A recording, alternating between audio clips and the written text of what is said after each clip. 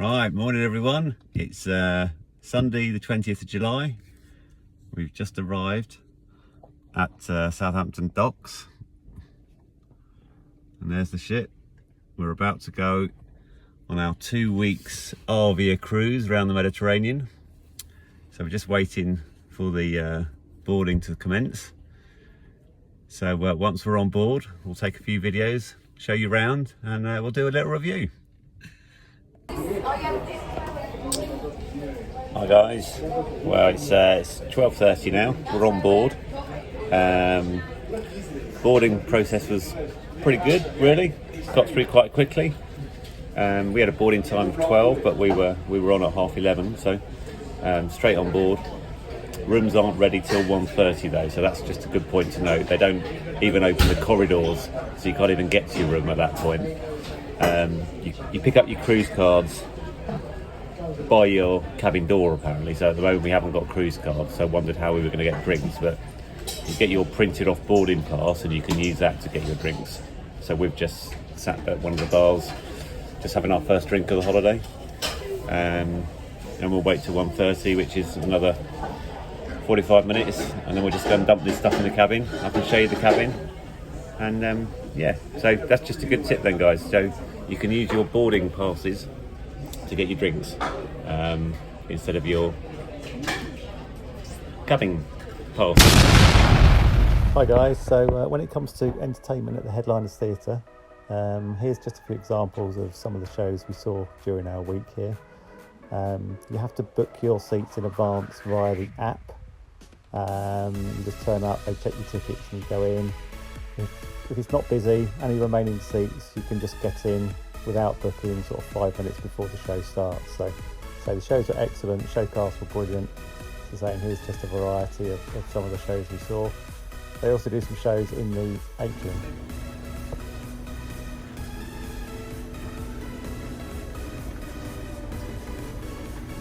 So here we are at the Ocean Studios, which is the cinema. So this is the entrance. They have 3 screens. Fairly small number of seats in each screen, but this is the entrance, so they show you what's on each screen, what times they're on. So as you can see, 5 showings a day. There's no booking system here, so essentially you just turn up. So if you walk down to towards where the screens are, each cinema has its own entrance, and then outside you can see there's no booking required. It's quite a clever system, because when you go in and sit on the seats, those seats will then show as grey. As we've noticed yesterday, is that the first screening of the day, about 9:30, is very quiet. But then as the day goes on and people get up, especially on sea days, they get very busy. Hi guys, so Limelight Club, top tip here is you don't need to book for this for the evening sessions. You can just turn up at 10:30 or maybe 10:20 and start queuing, and you can get in and see the Limelight Band, who are an excellent band. Put on a variety of shows, lasts for about an hour, but definitely worth going to. Okay, top tip, queue up 10:30 on deck 6, so well worth a visit. You could also go to the 7:10 Club, also on deck 6. Again, if you turn up at 11:30 there, late night show, you can get in without booking. Otherwise you need to book in advance for this one, but again, worth going. They have their own band. The night we went, the band weren't playing that night, but I've heard some really good things on board from everyone who attended. But so yeah, top tip, Limelight Club and the 7:10 Club, definitely both worth a visit. So the pools on board the Arvia, there's various pools. The main pool is in the Sky Dome, which is an enclosed area, but it's got a retractable roof, so it can be outdoors depending on the weather. It can get pretty busy, as you can see here. This day is pretty busy, lots of kids around, but it's the main deck pool basically on board. There are 1 or 2 other pools around, which we'll see shortly.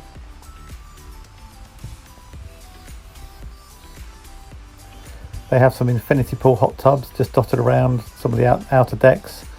So a lot of the time, these have got 1 or 2 people in, or on this occasion, think these ones are empty, but these are on the side of the ship, sort of at the top.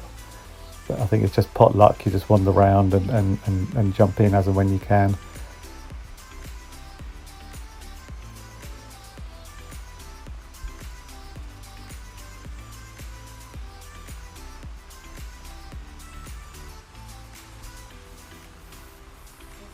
So this is the adults only pools area on top deck.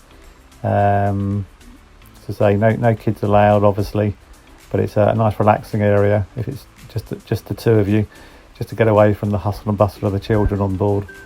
So this tends to be a bit quieter, this pool. And then there's just various hot tubs dotted about. Right, well, we're just coming up to our room now. The rooms are ready. This is our room, 10722. There's our welcome pack and cruise cards. We'll take that. Okay, so cruise cards, here we go. Let's see what the room's like. Okay, first thing I need to do is put the cruise card into there to get the electricity working. Okay, we have light. So here we go. So we're a family of 4. So we have king size bed, and then we have a bunk bed type affair for the 2 boys.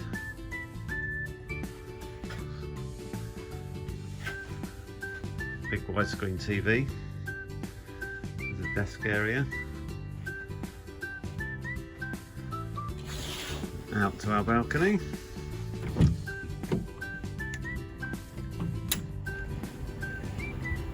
Okay.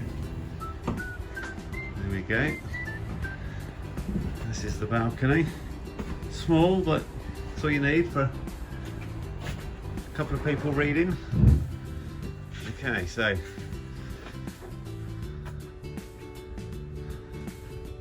storage space. So we have 1, 2, 3, 4 wardrobes. Safe. So probably plenty of space if there's two people sharing a cabin, but with 4 of us it's probably a bit of a squeeze, although that's a bigger wardrobe there. So let's go see the bathroom.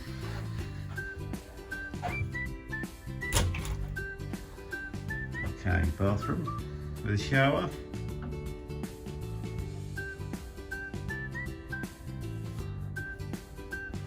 Okay, so that's our cabin. So various activities on board the Arvia, ranging from there's a skywalk, there's shuffleboard, there's table tennis, golf, there's an escape room downstairs which is really worth doing. So yeah, plenty to get stuck into.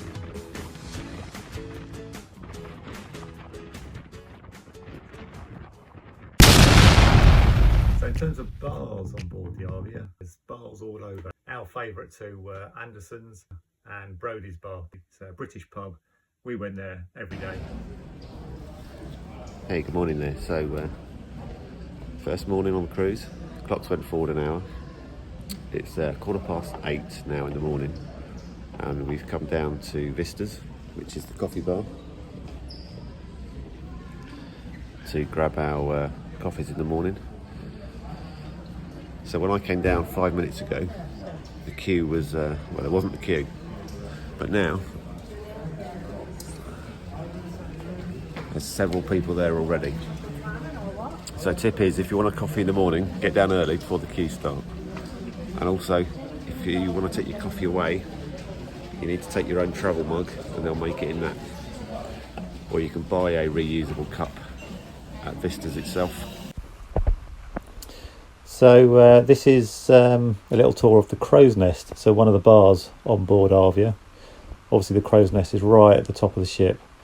Can be tucked away, so it can be quite quiet, definitely during the day anyway.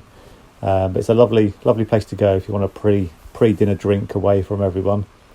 It's obviously a bit quiet here at the moment during the day, but there is a top tip here in that they don't serve mocktails during the day. So if you're with your family and children, wouldn't go to the Crow's Nest during the day because they're not going to be able to get one of their favourite mocktails, but go after 6 and then mocktails are on the menu.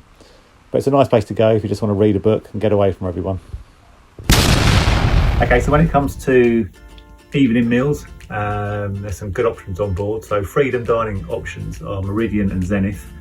They have the same menu throughout both restaurants on each night. Food quality is really good. There's some example menus here. There is another Freedom Dining option, which is the Olive Grove. Now they do have their own special menu, which is Mediterranean food, but they also do the Freedom Dining menu as well. So you can go there as part of your Freedom Dining package. Again, we've got some example pictures of some of the meals we had, really well presented. Quality was second to none, really. Some of the best food we've had on board on any cruise we've ever done. So there are your 3 freedom dining options. You've also got 6th Street Diner, which is a typical American diner. So burgers, ribs. Can get pretty busy there though, so you can't book that one. Need to just queue up and take your luck. Breakfasts there as well, chicken and waffles. Definitely a good option. Can get busy there.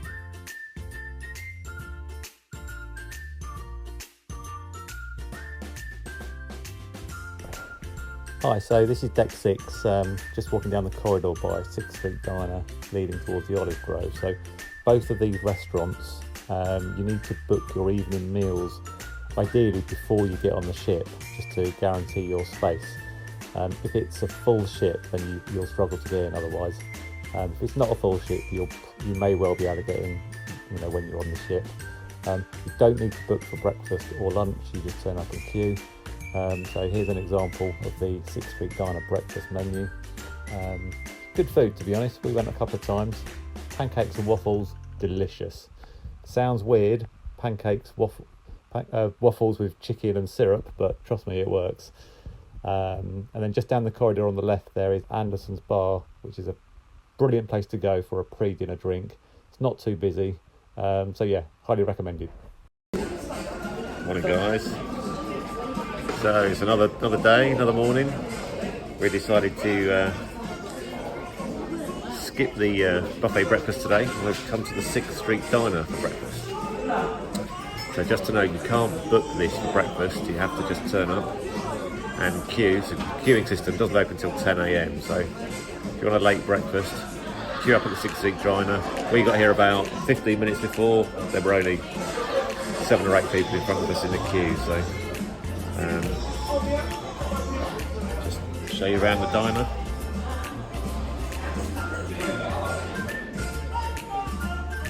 Okay, so we'll let you know later on how breakfast went.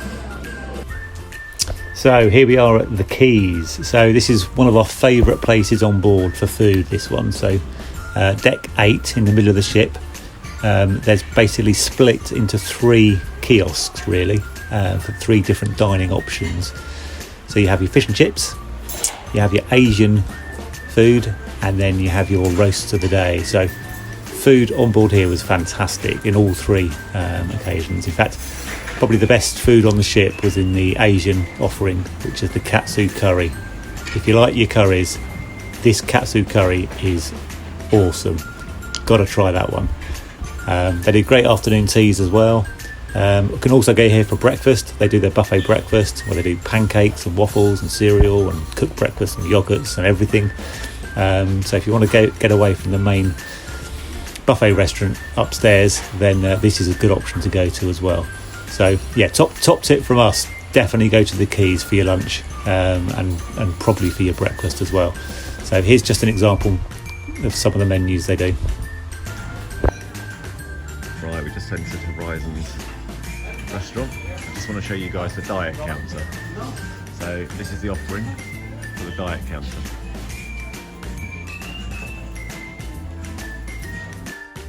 So into the Sky Dome now. So we've got Laguna Bar here, which is in the corner, sort of downstairs in the Sky Dome, and then next door you've got Sundays, a little ice cream parlour.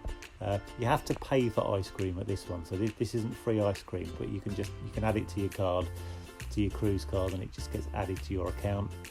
And then just across the way in the other corner, you have Taste 360, which is basically burgers and pizzas and hot dogs and the like. So they change the menu every day. There's a couple of menus they flirt between, but it's good food there. It's good food. It's definitely worth a visit. Highly recommended. The burgers are fantastic. Pizzas, in my opinion, probably not some of the better pizzas I've had on board cruises, but the burgers and hot dogs for the kids, yeah, they'll go crazy for them. Queues can get very busy though here at lunchtime, so just be warned. If you want to get there just before lunchtime, you'll get straight to the front, but during peak times, it can be queuing all the way through the Sky Dome, so just be careful of that one. Top 3 things on board the Arvia that I would highly recommend everybody do. Not sure which order because it was pretty close, but it's got to be maybe third place. Katsu curry in the Keys, absolutely amazing. Love the curry. Some days it's with rice, some days it's with noodles, but yeah, katsu curry from the Keys, definitely worth going to. Number 2, probably Headliners Theatre. Headliners Theatre, shows in there are amazing. They do a couple of shows a day. Number 1, Limelight Club. Limelight Club, 10:30, get up and see that Limelight band, fantastic. Well, we're back in Southampton now, end of our cruise. Hope you found this video useful, guys, with a few tips, hints and tips for things to do on the Arvia. But don't forget, guys, there's no losing when you're cruising.